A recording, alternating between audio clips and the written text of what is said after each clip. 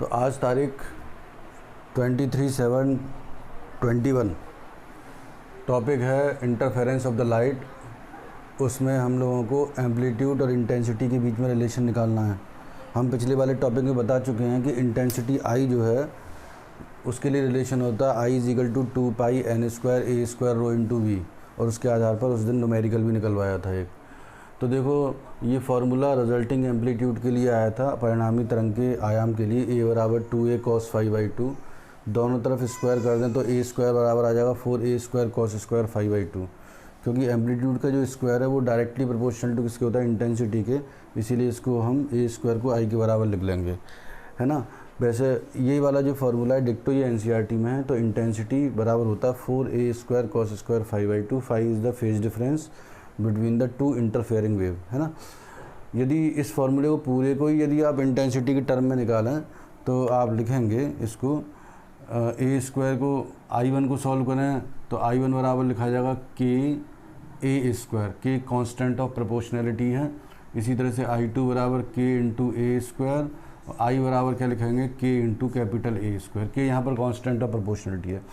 a² की बराबर लिखेंगे यहाँ पर तो I/k लिखा जाएगा।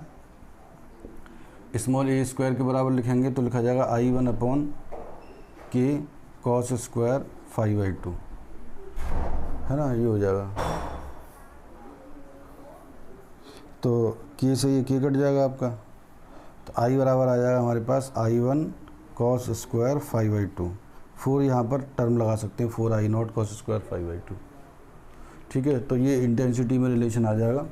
अब ये देखते हैं कि यदि दोनों तरंगें समान कला में हों, यानी कि कौन सा इंटरफेरेंस हो, जिसको बोलते हैं हम कंस्ट्रक्टिव इंटरफेरेंस, हिंदी में बोला जाता है समपोषी व्यतिकरण। तो φ बराबर 0 डिग्री 2 पाई 4 पाई 6 पाई यानी 2m के मल्टीपल इंटीग्रल में होता है फेज डिफरेंस। तो φ की जगह 0 डिग्री लिखेंगे तो आंसर कितना आ जाएगा 4a²। तो ये मैक्सिमम इंटेंसिटी है जब दोनों वेव समान कला में मिलती हैं। जब दोनों वेव विपरीत कला में मिलती हैं तो φ बराबर 180 डिग्री लगाएंगे।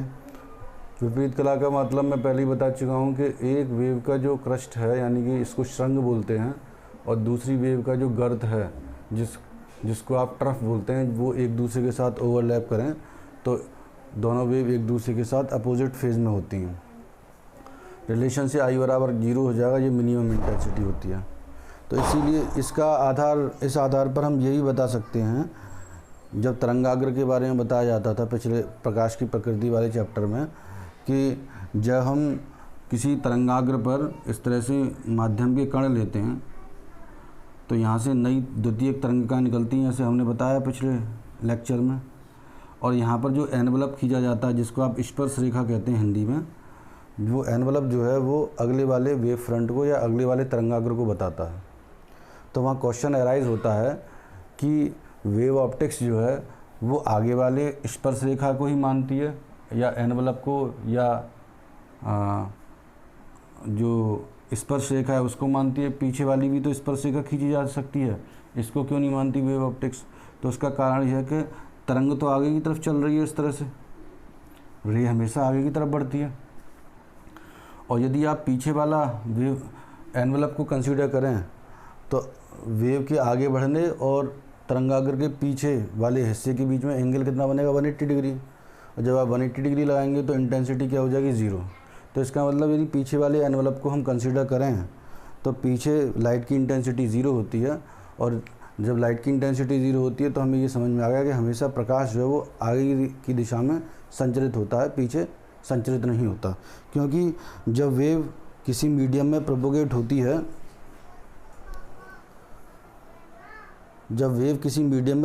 होती है, तो उस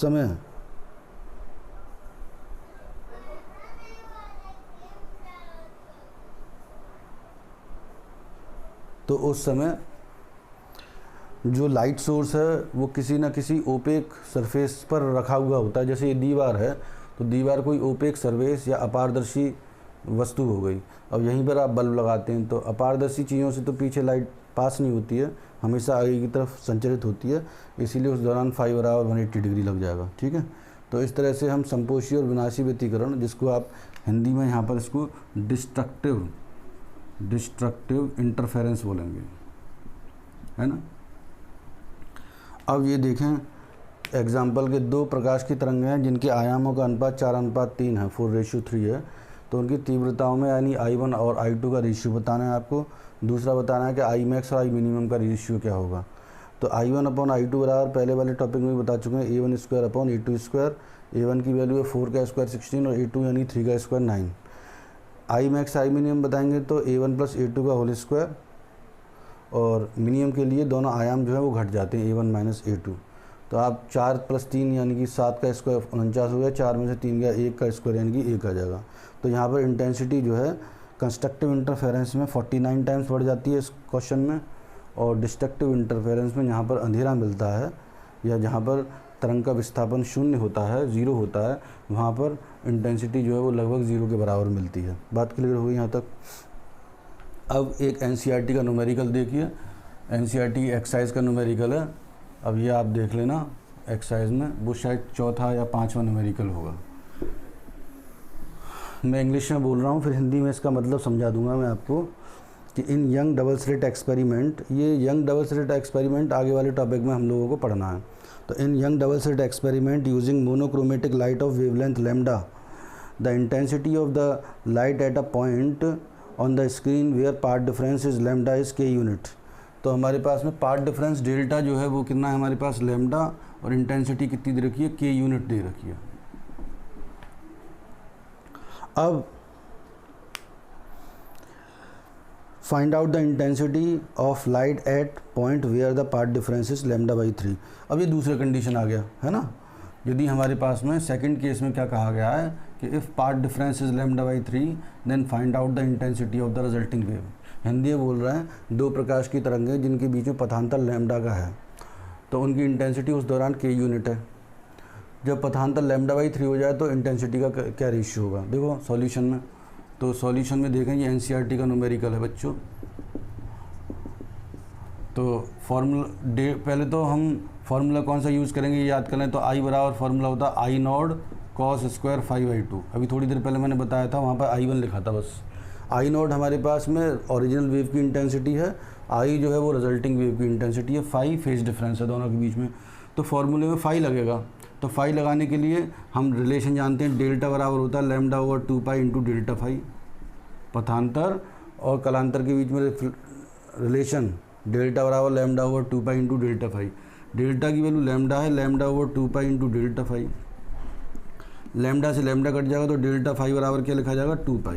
सो phase difference between the two interfering wave is 2π। अब जरा यहाँ पर रिलेशन में लगाएं, तो अब जब यहाँ सॉल्व करेंगे इसको तो लिखा जाएगा I बराबर I0 cos स्क्वायर 5/2। ये है I की जो वैल्यू है बच्चों वो के यूनिट दे रखी है, I0 cos स्क्वायर 2π/2, 2 से 2 कट जाएगा आपके पास में। तो cos पाई की वैल्यू क्या होती है -1। तो माइनस के cos पाई की वैल्यू यानी cos 180 की वैल्यू कितनी होती है -1, और -1 का स्क्वायर करेंगे तो क्या आएगा +1 आ जाएगा। तो I0 बराबर क्या आ गया, फर्स्ट इक्वेशन हो गई। अब सेकंड केस में जो आपको डाटा दे रखा है ये वाला, सेकंड केस के अनुसार पथांतर कितना है, डेल्टा बराबर λ/3 पार्ट डिफरेंस। तो डेल्टा बराबर हमारे पास फार्मूला होता है λ/2π इंटू डेल्टा 5। ये λ/3 λ/2π इंटू डेल्टा 5, लैम्डा से लैम्डा कैंसिल आउट हो जाएगा। तो डेल्टा 5 बराबर लिखा जाएगा 2π/3। पाई का मतलब हो गया 180 डिग्री बाई 3 यानी कि ये 60 हो जाएगा, यानी कि ये 120 हो गया। तो फेज डिफरेंस इस बार 120 डिग्री का आ गया। अब इंटेंसिटी के लिए रिलेशन निकाला जाए तो I बराबर I0 cos स्क्वायर 5/2 रिलेशन होता है ना। तो I0 की जो वैल्यू है वो फर्स्ट इक्वेशन से पुट करेंगे यहाँ पर, वो आ जाएगी हमारे पास में K cos स्क्वायर 120/2, ये हो जाएगा आपका। तो K इंटू कॉस ये हो जाएगा cos स्क्वायर 60 डिग्री, और cos 60 की वैल्यू होती है बच्चों 1/2, और 1/2 का स्क्वायर हो जाएगा 1/4। तो आंसर कितना आ गया K/4। तो जहाँ पर फेज पार्ट डिफरेंस λ/3 है, वहाँ पर रिजल्टिंग वेव की जो इंटेंसिटी है वो K/4 होगी। ठीक है, लिख लेंगे इसको।